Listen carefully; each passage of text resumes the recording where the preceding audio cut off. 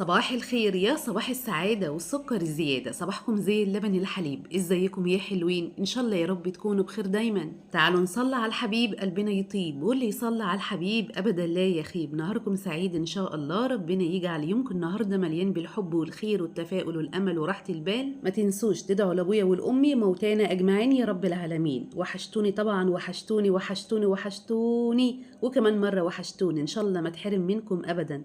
تعالوا بقى يا حلوين، النهارده الروتين بتاعنا النهارده روتين جميل، وان شاء الله هتاخدي مني طاقه ايجابيه وهتقومي تعملي كل اللي وراكي بكل حب وبكل نشاط. بس اهم حاجه تابعيني لاخر الفيديو. اول حاجه كده يا حلوين، في يوم عملتها حطيت دور في الغساله، وطبعا طلعت بره جبت الحليب وغليته، وكان هيفور مني بس لحقته على اخر لحظه. وجبت بقى كده شويه مشتريات زي ما انت شايفه كده. تعالوا ما اقول لكم اسعارها ايه. جبت كيلو سمنة فرط أو كيلو سمنة سايبة روابي، كيلو صافي عامل 100 جنيه. جبت كمان كيلو سميد بسبوسة عشان إن شاء الله النهاردة هعمل لهم بسبوسة مرملة ودايبة زي الفل كده. جبت الكيلو ب50 جنيه. جبت كمان رز بسمتي نص كيلو، وجبت النص كيلو ب35 جنيه، اللي هي الحباية الصفراء الرز الهندي. يعني جبت كده حاجات وانا بره الصبح كده، عشان ان شاء الله النهارده هنعمل فراخ مشوية في قلب الفرن على الشبكة، وكمان هنعمل رز بسمتي أو رز مبهر. عديت على المطعم وانا جايه، جبت طعميه وجبت مخلل، وروحت على طول عملت ليه كوبايه نسكافيه، وعملت سندوتش طعميه على طماطم وفطرت والحمد لله. تعالوا بقى ايه نشوف الفراخ بتاعتنا الحلوه دي.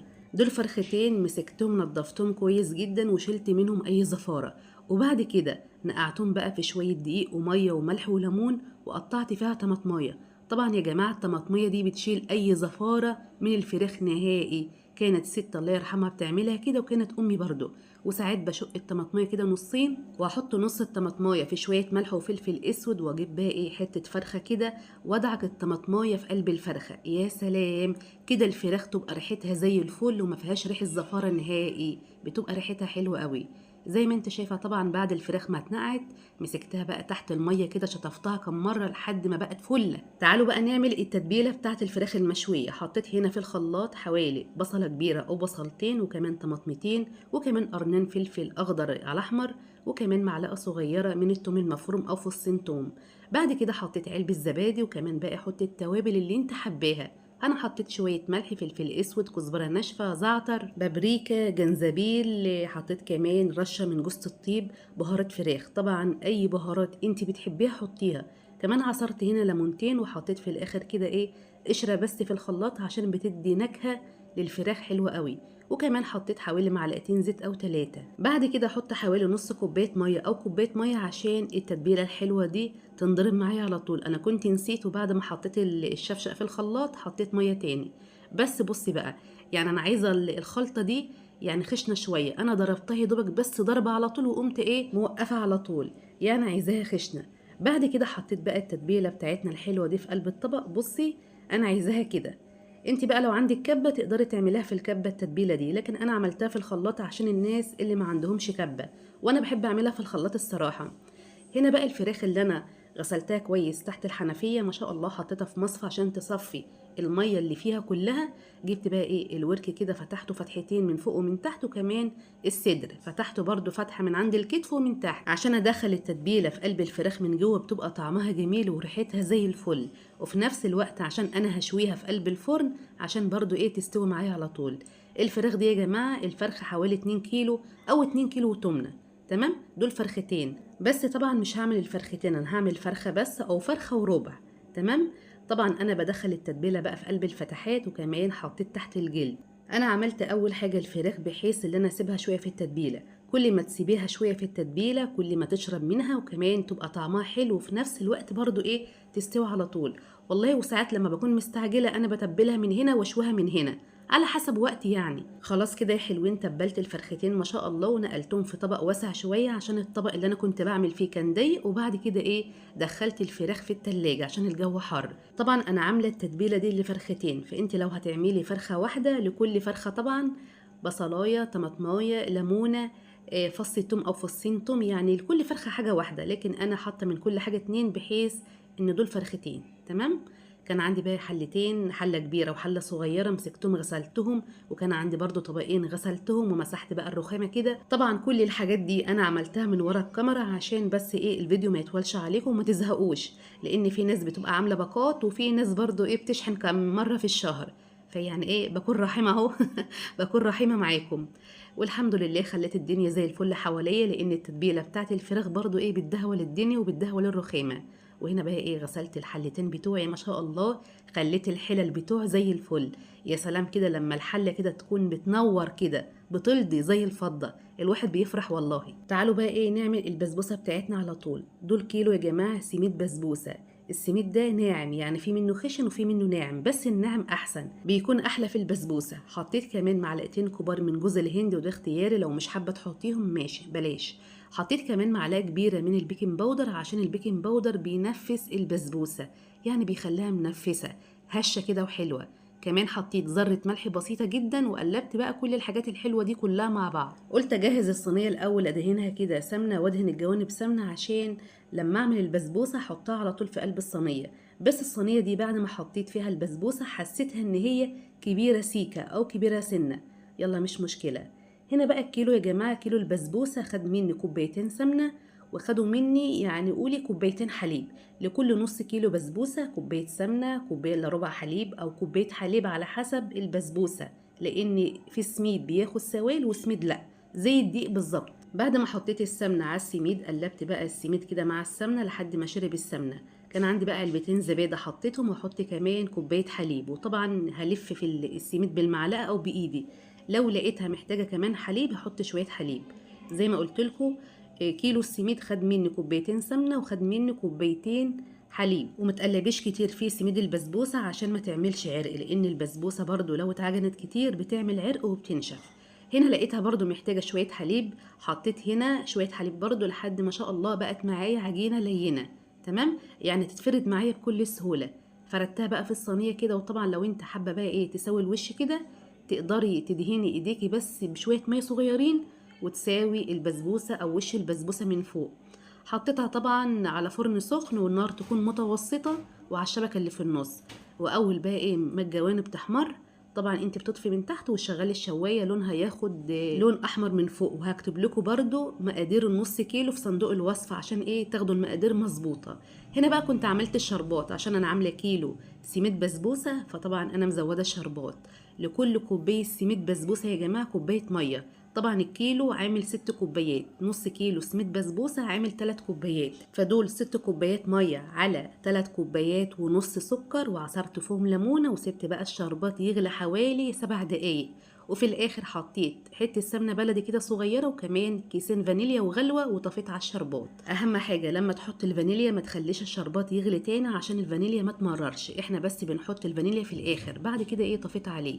تعالوا بقى نعمل الرز المبهر او الرز البسمتي بتاعنا. هنا بقى ايه قطعت بصله كبيره تقطيع صغير، وكمان حطيت شويه زيت، وكمان معلقه سمنه بلدي او معلقه سمنه عاديه او ممكن زيت بس. بعد كده طبعا إيه البصل او البصله بعد ما دبلت شويه حطيت فصين توم مفرومين. انا عايزه بقى البصل يدوبك ايه يعني يصفر حاجه بسيطه. بعد كده معايا معلقه صغيره من الكركم، مكعب مرق فلفل اسود، كزبره ناشفه، طبعا عود قرفه صغنن، ليمونه واحده مجففه، كمان 2 من الحبان او 3 فصين من المستكه. وبعد كده حطيتهم مع البصل، وكمان كنت مقطعه طماطميه كبيره تقطيع صغير كده، وكمان حطيت قرن فلفل بحالهم كده تمام. قلبت بقى كل الكلام الحلو ده كله، وكمان خليت الطماطمايه تدبل شويه. وبعد كده ايه حطيت الميه. النهارده هعمل نص كيلو رز بسمتي، لكل كوبايه رز بسمتي كوبايتين ميه، يعني الرز البسمتي بياخد ميه كتير شويه تمام. انا بس حبيت اعرفك المقدار. بعد كده حطيت شويه ملح وسبت بقى إيه الحاجات الحلوه دي تغلي غلوه، وطفيت عليه لحد ما اجي احط الرز.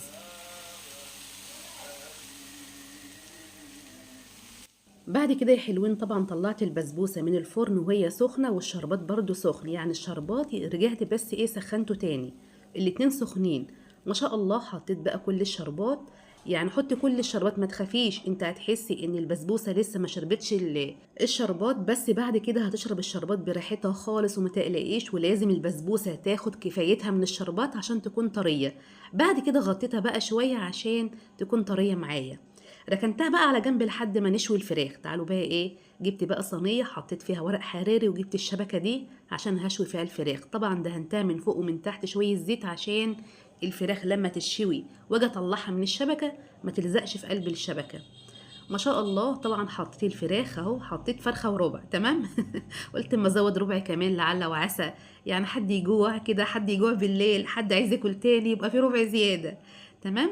ما شاء الله حطيت اهو، ما فيش اي مشكله خالص. وحطيت ورق حريري في قلب الصينيه عشان الصينيه ما تتبهدلش.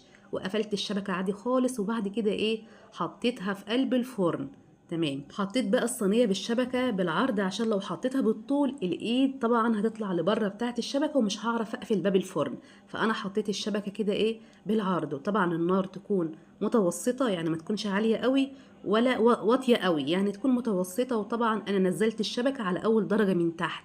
بعد كده قفلت بقى ايه الفرن على الفراخ وسبتها بقى مع نفسها، وانا بس مولعه النار من تحت بس. تمام. تعالوا بقى نشوف البسبوسه بتاعتنا ما شاء الله عليها. والله يا جماعه الاضاءه كمان يعني ظلماها جميله. بصوا دايبه والشربات ما شاء الله منغنغ فيها. يعني بص، طالما شبعانه شربات اعرفي ان هي ناجحه، طالما شربت الشربات اعرفي ان هي ناجحه. ما شاء الله جميله. بس عيبها الوحيد ان هي رقيقه شويه، يعني لو كانت في صينيه اصغر سنه كانت هتبقى ايه تخينه عن كده شويه. بس ما شاء الله مرمله فيها ترميله كده جميله، إيه طريه جميله عسل. بصراحه جميله جميله جميله عسل كده. وطبعا وانا حاطه فيها سمنه بلدي، الصلاه على النبي، عسل بألف هنا.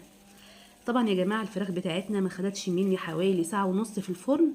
ما شاء الله. اول ما احمرت كده يبقى تمام، اعرف ان هي استوت. طلعتها بقى برضو واختبرتها بالسكينه، نغست بقى السكينه فيها، طالما السكينه دخلت معايا على طول كده في قلب الفراخ يبقى تمام. بطلع بقى الفراخ من الشبكه، طبعا ايد ماسكه الشبكه وايد ماسكه السكينه، بسلك الفراخ من الشبكه كده عشان الجلد بس ما يطلعش في قلب الشبكه. مع اني والله دهنه الشبكه زيت برضو ما فيش فايده، عشان بس ايه الشبكه مضغوط على الفراخ. ما شاء الله ما شاء الله بألف هنا. مش عايزه اقول لكم شوي الفراخ بالطريقه دي جميله جميله جميله، احسن من على الفحم مليون مره والله العظيم. يعني انا عن نفسي بحبها بالطريقه دي، ولو حابه تعملي لها فحمايه براحتك، لكن انا ما عملتلهاش عشان هي مش محتاجه، ريحتها وطعمها مش محتاجين اي حاجه. الصلاة على النبي، الصلاة على النبي، حاجة عسل. والفراخ المشوية دي من حلاوتها انت ما بتشبعيش منها اصلا، عايزة تاكلي منها كمان وكمان من خفيتها وحلاوتها. هنا طبعا يا جماعه علقت على الرز بقى عشان طبعا الرز بتاعنا ما بياخدش حاجه، الرز البسمتي. غسلت الرز طبعا وبعد كده ايه حطيته في قلب الميه بتاعته اللي احنا عاملينها وغلوتين، وتهدي النار عشان يتردد، يعني زي الرز العادي خالص. كان عندي بقى لون زعفران انا جايباه من عند العطار، بس دول كان اخر حاجه، يعني خدت كده حوالي حاجه صغيره كده على طرف المعلقه الصغيره ودوبتهم في قلب معلقه ميه او معلقتين ميه. وبعد كده ايه حطيته كده يعني ايه على وش الرز. بس قبل ما احط على وش الرز وقبل ما اقلب الرز شلت ايه الحبهان والورق اللورا والحاجات دي عشان يعني ما يجيش تحت اسناننا واحنا بناكله. المهم قمت حاطه ايه لون الزعفران كده عشان بيدوا لون جميل قوي للرز. عملت خطوط كده وبعد كده ايه قلبت الرز مع بعضه. ما شاء الله بيديله لون جميل وزي الفل. وطبعا في لون منه احمر برضو بيدي للرز لون جميل. شوفي بقى اللون اللي انت بتحبيه هاتيه. طبعا الالوان دي عندي العطار، لون زعفران في منه الوان كتير. ما شاء الله. بعد كده سبت بقى الرز يتردد شويه وطفيت عليه. وتعالوا عشان نحط ايه الغدا بتاعنا. الرز بتاعنا جميل ويفتح النفس وريحته ايه تحفه تحفه تحفه كده. وعملت بقى شويه سلطه وكمان حطيت شويه مخلل ونزوق الطبق بتاعنا الحلو ده اللي يفتح النفس. وطبعا حطيت الفلفل اللي انا حطاه مع الرز كده على الوش عشان يدي شكل جمالي. ونحط بقى الفراخ بتاعتنا يا سيدي يا عيني. حاجه عسل وحاجه تفتح النفس. تعالوا بقى ايه اتغدوا معانا. شايفين بقى الفراخ الحلوه دي ما شاء الله، الفراخ جوسي وطريه وجميله وحاجه عسل كده ومستويه وزي الفل. الصلاة على النبي، الصلاة على النبي. شايفين الجمال؟ لو انت بقى عايزه تعملي عزومه، عايزه بقى تغيري في الاكل، تقدري تعملي الفراخ المشويه دي في بيتك بكل سهوله. ولو ما عندكيش الشبكه دي مع انها في السوق يعني بتتباع، يعني في منها ب 40 جنيه وفي منها ب 50 جنيه، هاتلك واحده خليها عندك. ولو مش موجوده اعملي الفرخه في صينيه عادي خالص وشويها عادي زي ما انا عملتها كده. شايفين الفراخ ما شاء الله عليها مستويه جميله وتفتح النفس.